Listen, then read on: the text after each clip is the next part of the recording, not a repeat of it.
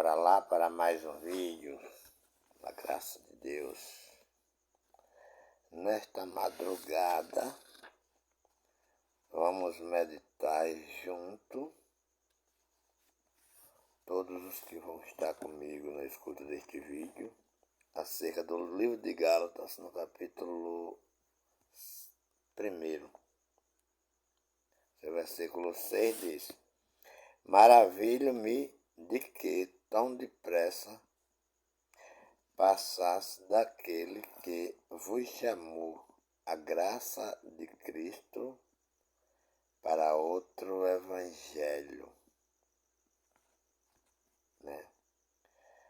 o qual não é outro, mas alguns que vos inquietam e querem transtornar o evangelho de Cristo.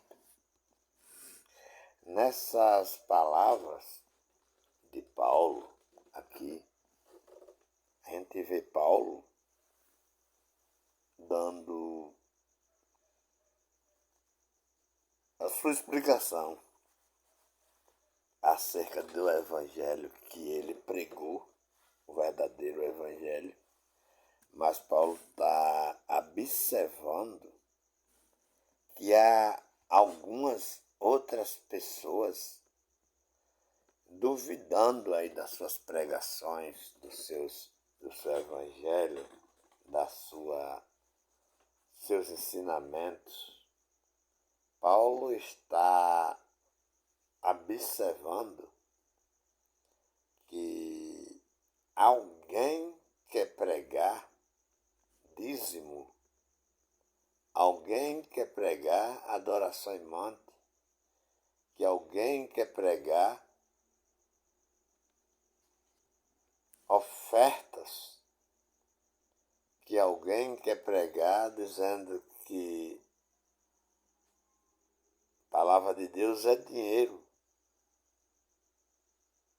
que alguém quer pregar dizendo que a palavra de Deus é música, que alguém quer pregar dizendo que a palavra de Deus é batismo de água, né?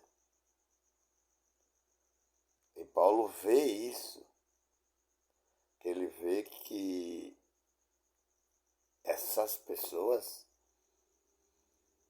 querem ir contra a graça de Deus para pregar outro evangelho. Mas Paulo mesmo diz que não há outro evangelho. Cobrar dízimo não é evangelho. E a monte não é evangelho.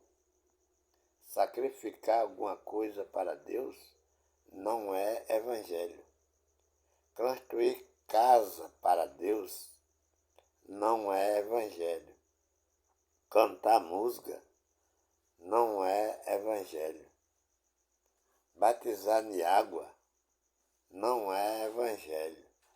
Fazer jejum não é evangelho. Todas essas coisas foram feitas por Jesus, e Jesus, fazendo isso, estava pondo fim, estava cumprindo lei, estava fazendo aquilo que homem nenhum poderia fazer. Só ele poderia fazer. Portanto, quando ele resolveu cumprir todas essas coisas, ele mesmo se permitiu que destruísse o homem chamado Jesus para continuar o Santo, o Espírito chamado Deus.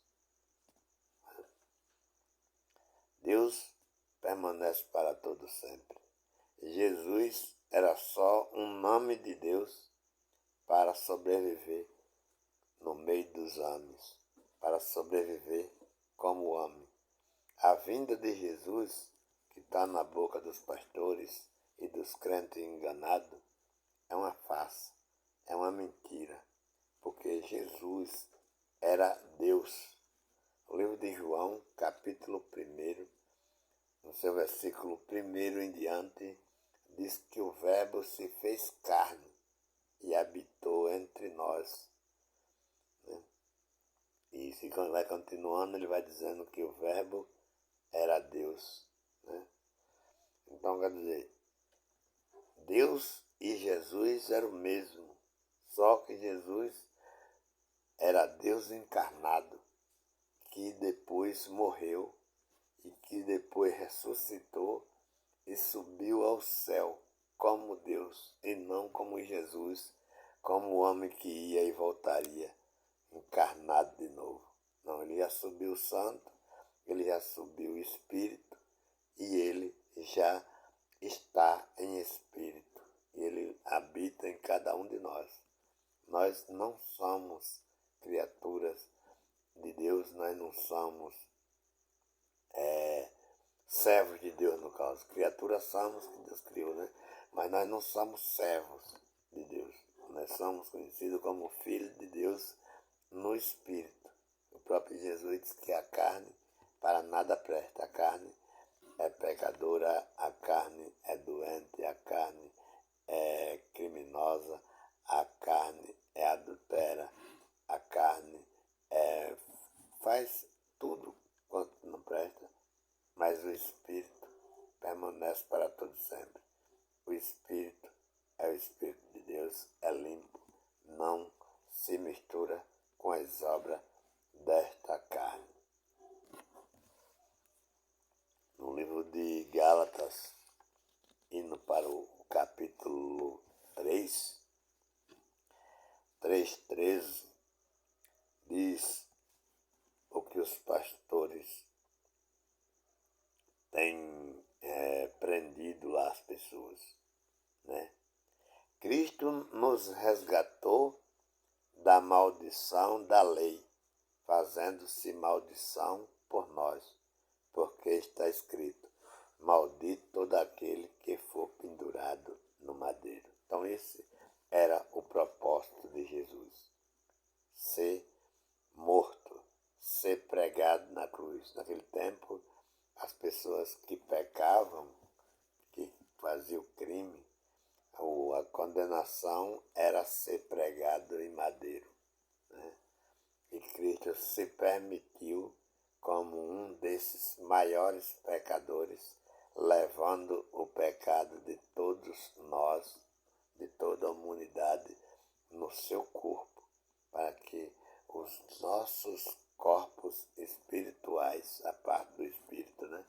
Porque Jesus não veio buscar carne, Jesus veio salvar e buscar todos que se havia perdido, e não era carne, eram os espíritos que se havia perdido, que não tinha como ir a Deus, que não tinha como ver a Deus, porque eles estavam no pecado de Adão e Eva ainda.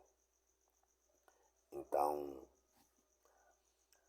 a palavra do Senhor, que permanece para sempre, diz que Cristo nos resgatou da maldição da lei, fazendo-se maldição por nós, porque está escrito: maldito todo aquele que for pendurado em um madeiro.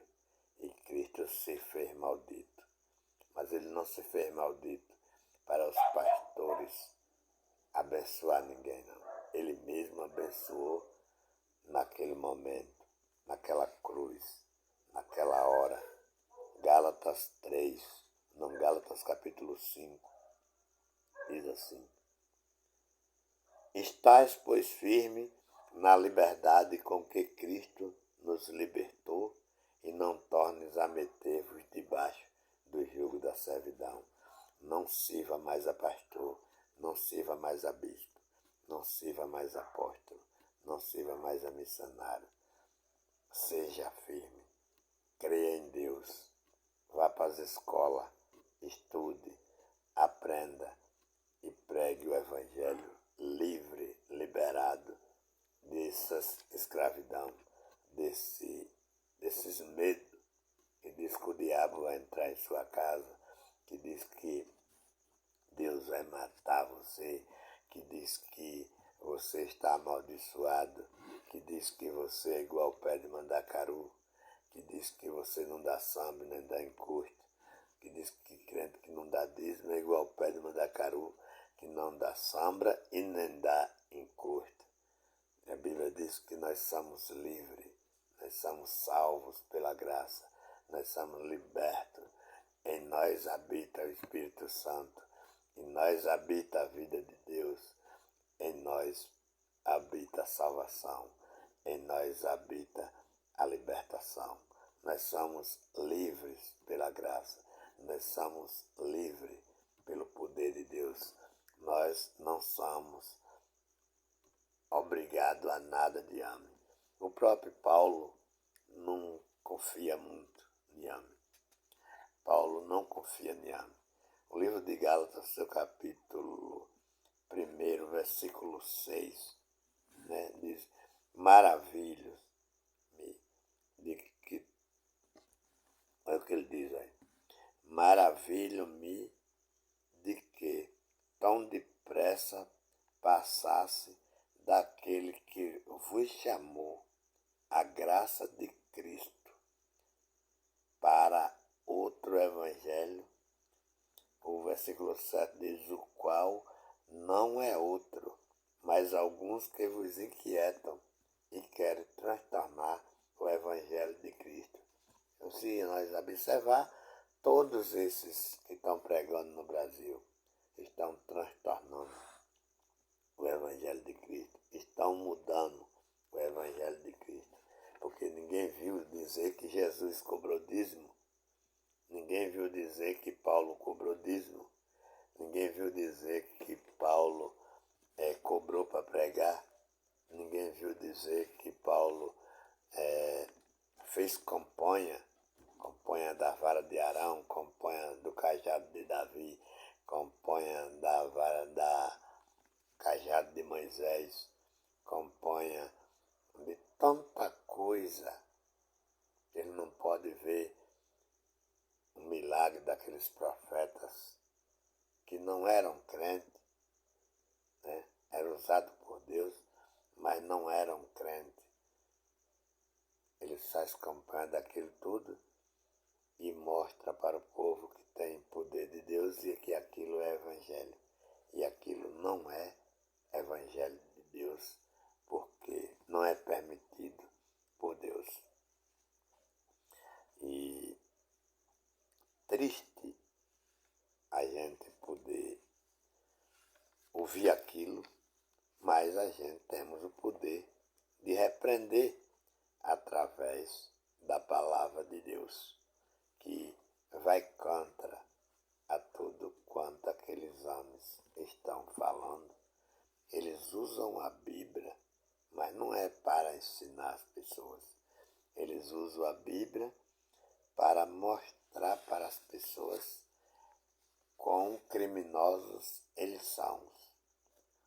Romanos, o livro de Romanos 6, o versículo 3, né, de Romanos 6, no versículo 3, fala acerca do batismo, né?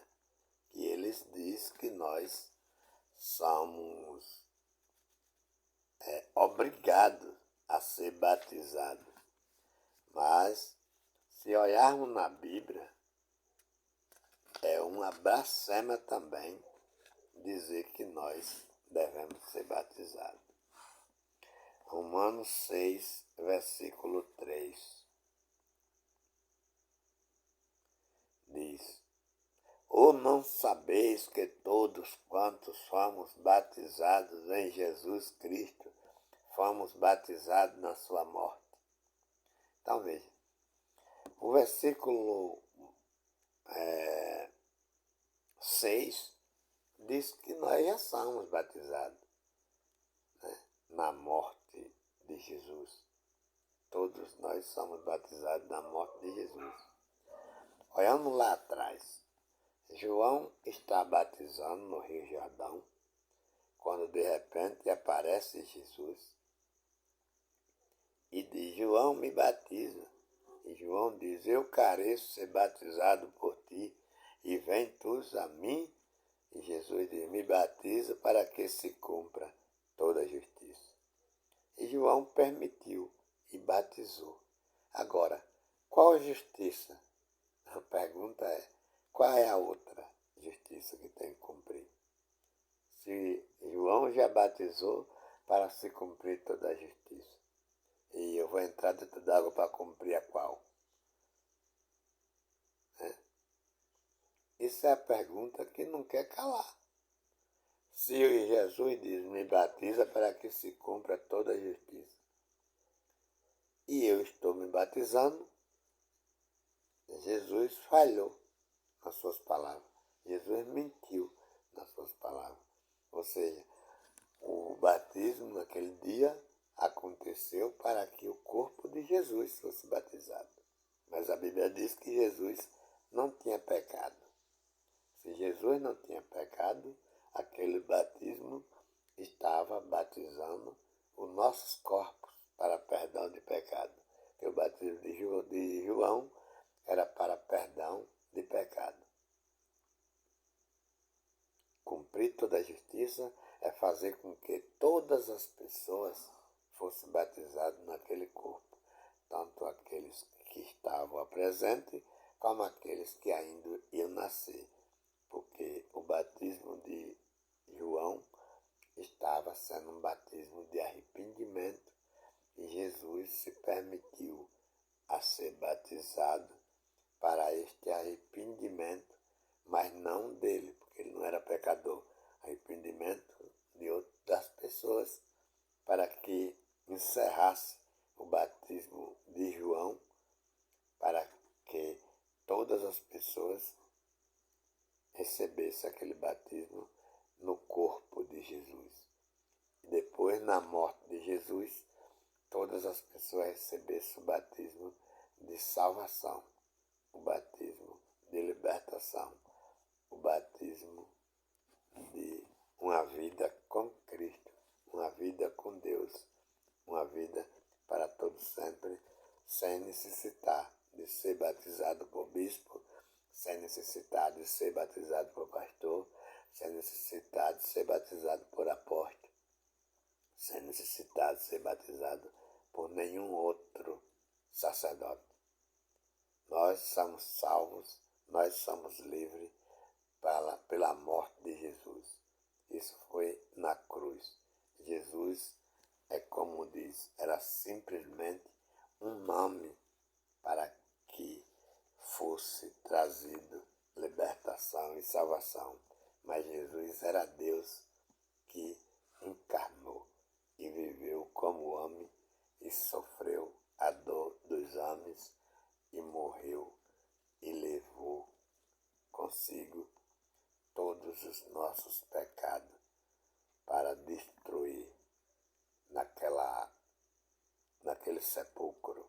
Foi destruído e ele subiu ao céu, livre de tudo. Como Deus, ele vive para todo sempre. Como Deus, ele habita em nós. Como Deus, nós somos filhos. Como Deus, nós somos salvos. Ele nos salvou. Ele nos deu vida. Ele nos abençoou. Hebreus 2,14 diz, visto como os filhos participam de carne e do sangue, também ele participou das mesmas coisas. Diz que ele, Jesus, era Deus. Participou das mesmas coisas de carne e sangue como nós, para que pela morte aniquilasse, que significa